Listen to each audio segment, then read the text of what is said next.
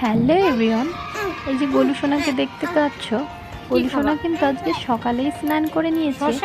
গোলুর বাবা স্নান করছিল, বললো বাবুকে দাও আমি ওকে স্নান করিয়ে দিই।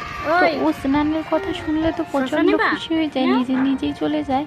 আর এখানে স্নান করিয়ে আমি ডাল রান্না করেছিলাম, সাথে ছিল শসা, পেঁয়াজ আর লাল শাক ভাজা, আলু সেদ্ধ, পটল ভাজা। এগুলো দিয়ে খাওয়াচ্ছিলাম গোলুকে। আর গোলুর বাবা এগুলো খেয়ে অফিসে চলে গিয়েছিল।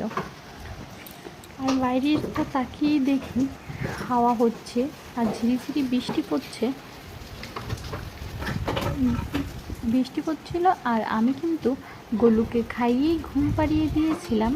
আর সকালে গিয়েই গোলুর বাবা কাতল মাছ নিয়ে আসে। দেখো পিসগুলো কিন্তু খুব সুন্দর।